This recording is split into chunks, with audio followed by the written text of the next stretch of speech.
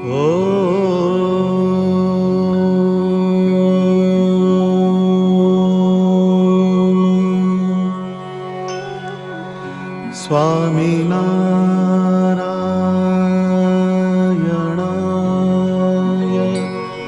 નમઃ.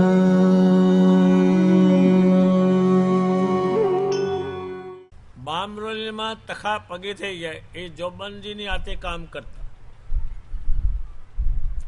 એને જોબનજીએ બધો લૂંટેલો માલ સ્વામિનારાયણને આપ્યો તો તખા પગી એને ત્યાં તેડાવી ભગવાનને બધો માલ આપ્યો. ભગવાન સ્વામિનારાયણ પૂછે, તખા હવે તમે શું ખાશો? તમે ચોરી કરીને જીવ્યા છો એટલે હવે કામ તો થશે જ નહીં. ત્યારે કહે છે ભગવાન, આ સાધુઓને જમીન નથી, જાગીર નથી, એને માં નથી જોડે, બાપ નથી, તમે પૈસાને અડવા દેતા નથી, બાય નથી, છોકરા નથી, તોય તમે એને 3 વખત લાડવા ખવડાવો છો. અને આપણે હું ખાતું હતું 3 વખત. બાજરાનો રોટલો કોરો હાથમાં આવે તો બહુ છે ને.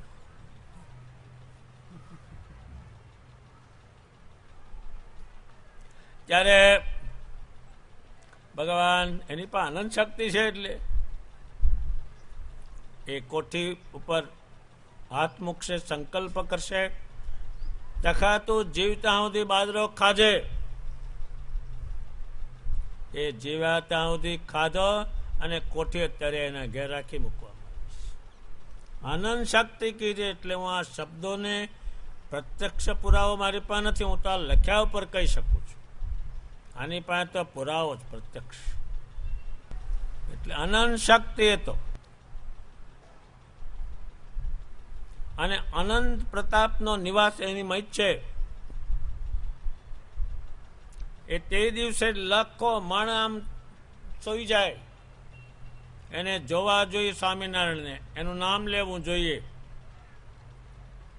એ સમાધિ એને કહે છે એનો જીવ પાછો ઉઠાવે, આ શરીરમાં જીવ નહીં.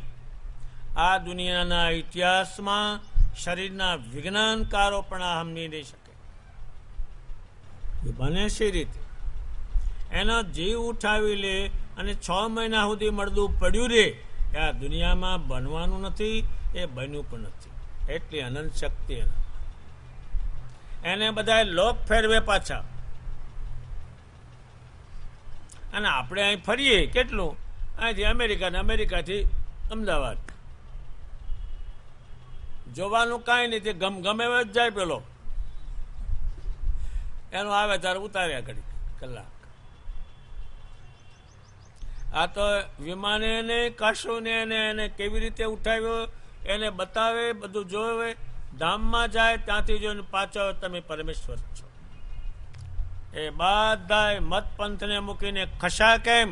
આનો પ્રત્યક્ષ પુરાવો એની પાસે. એટલે કોઈની વાત એને માની નહીં.